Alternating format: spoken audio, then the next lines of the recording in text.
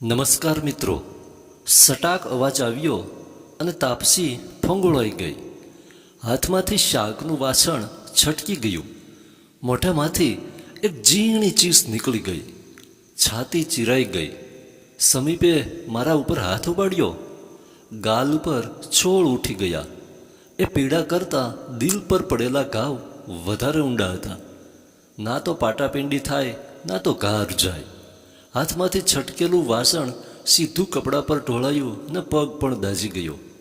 સમય જતાં બધા ઘા રૂઝાઈ ગયા. માત્ર એક ડાઘ રહી ગયો. કપડા પર લાગેલો ડાઘ દૂર થાય, પણ દિલ પર રહી ગયેલો ડાઘ રૂજ આવવા દેતો નથી. પછી સમીપ તો ઓફિસ ચાલ્યો ગયો. રોજ દિવસમાં 2 વાર ફોન કરતો, પણ આજે એકવાર પણ ફોન આવ્યો નહીં. તાપસી વિચારતી હતી કે શું શાક એટલું ખરાબ બન્યું હતું? પણ માની શિખામણ યાદ આવી. બેટા, પુરુષો આખો દિવસ કામ કરીને થાક્યા હોય તો સાંજ પડે ઘરે આવે ત્યારે આપણું હસતું મોઢું જોઈને થાક ઉતરી જાય. કંઈ પણ થાય ઝઘડવું નહીં, જતું કરવું તો શાંતિથી જિંદગી પસાર થઈ જાય. માના એ શબ્દો જાણે કે મલમનું કામ કરતા હોય એવું લાગતું.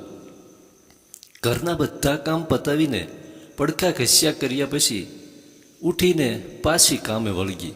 સમીપને ભાવતું ભોજન બનાવ્યું. માં કહેતી કે પતિના દિલ પર રાજ કરવું હોય તો એનો રસ્તો સ્વાદિષ્ટ ભોજન છે. બધા વિચારો કરતી રસોઈ બનાવતી હતી. ત્યાં જોરથી ડોરબેલ રણકી. તાપસીએ દરવાજો ખોલ્યો.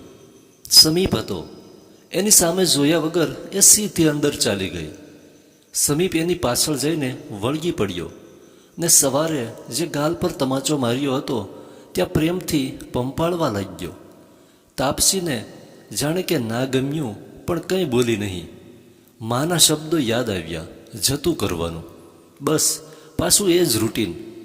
એક દિવસ સાફસૂફી કરતાં એક ફાઇલ મળી. જોયું તો ઘરના ડોક્યુમેન્ટ હોય એમ લાગ્યું. સમીપને પૂછ્યું તો એને ગુસ્સામાં કહ્યું, લઈશ ત્યારે બતાવીશ. પેલો મેનેજર ફ્રોડ નીકળ્યો. હવે વધારે પૂછપરછ કરવાનો સવાલ જ નહોતો. દર રવિવારે સમીપ પોતાના મિત્રોને મળવા જતો, પણ તાપસીએ ઘરમાં જ રહેવાનું. આમ તો એ ખૂબ ખુશ હતી કે હું તો હુંતી જ રહેવાનું છે. ક્યારેક સાસુ સસરા બીજા શહેરમાં રહેતા હતા. મહિને 2 મહિને આવે, પણ સાસુમાની જીભ પર જાણે થોર હોય એમ ના બોલવાનું બોલે.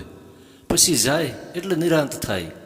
આમ જ જીવનનું ગાડું કોઈ પણ સવાલના જવાબ આપ્યા વગર નિરંતર ચાલ્યા કરતું હતું. એક દિવસ ઘરે કામ કરવા આવતી શકુબાઈ બહુ ખુશ હતી. કહ્યું, ભાભી, આજે મારે જલ્દી જવું છે, એટલે જલ્દી કામ આટોપજો. તાપસીને નવાઈ લાગી. એણે પૂછ્યું, કેમ આજે કંઈ ખાસ છે?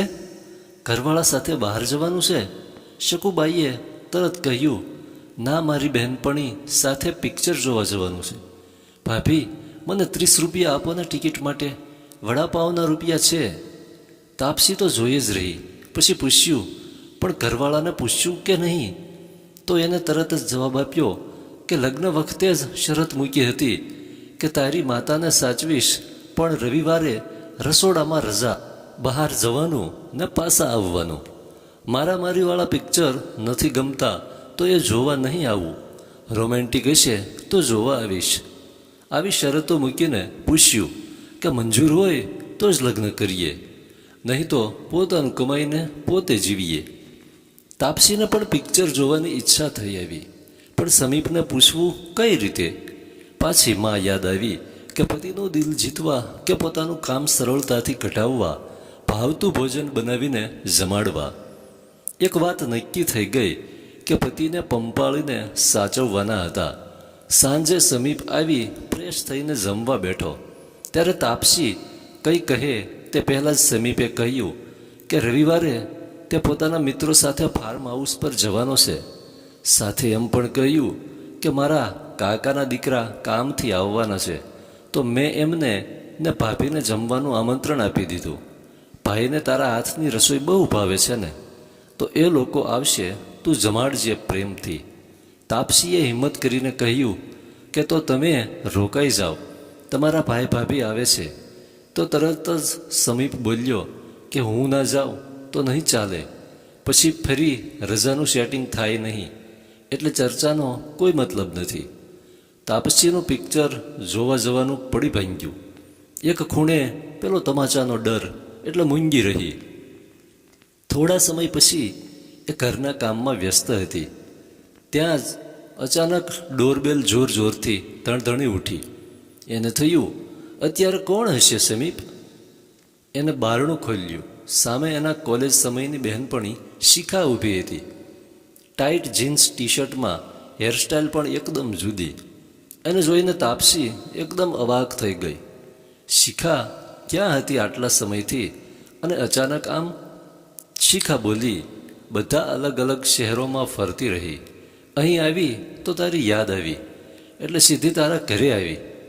પણ તું કેમ આવી થઈ ગઈ છે એકદમ ગૃહિણી?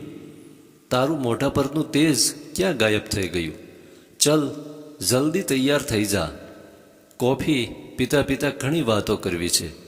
તાપસી તૈયાર થઈને બંને બહેનપણીઓ કોફી શોપમાં ગઈ. ઘણી વાતો કરી પછી બંને છૂટા પડ્યા.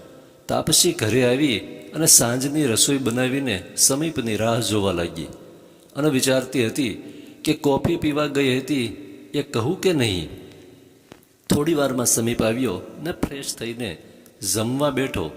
જમતા જમતા જ એણે કહ્યું, તું કેટલું ઘોરે છે, ધ્યાન રાખ. બપોરે કેટલા ફોન કર્યા પણ હું હતી જ નહીં.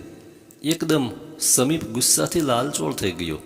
એટલે બધી હિંમત ભેગી કરીને તાપસીએ કહ્યું, હું મારી સ્કૂલમાં સાથે ભણતી બહેનપણી સાથે કોફી પીવા ગઈ હતી. સમીપ એકદમ રાડ પાડીને બોલ્યો, એવી રખડેલ બહેનપણીઓ સાથે બહાર રખડવાનું નહીં. અધૂરામાં પૂરું સમીપે તાપસીને કહ્યું કે ખરેખર પુરુષ સાથે ગઈ હતી કે સ્ત્રી સાથે, અને જોરથી ટેબલ ક્લોથ ખેંચ્યું ને જમવાનું બધું જ નીચે ઢોળ્યું. તાપસીની સાડી પણ ખરાબ થઈ ગઈ અને જે અત્યાર સુધી કોઈ દિવસ સમીપની સામે એક શબ્દ નહોતી બોલતી, એણે સામે રાડ પાડીને કહ્યું, મારી બહેનપણી વિશે કોઈ પણ ખરાબ શબ્દ બોલવાનો નહીં. હું કોઈ દિવસ પૂછું છું કે દર રવિવારે તમે કયા મિત્રને મળવા જાઓ છો? આટલું બોલતા તો એનું શરીર ધ્રુજવા લાગ્યું.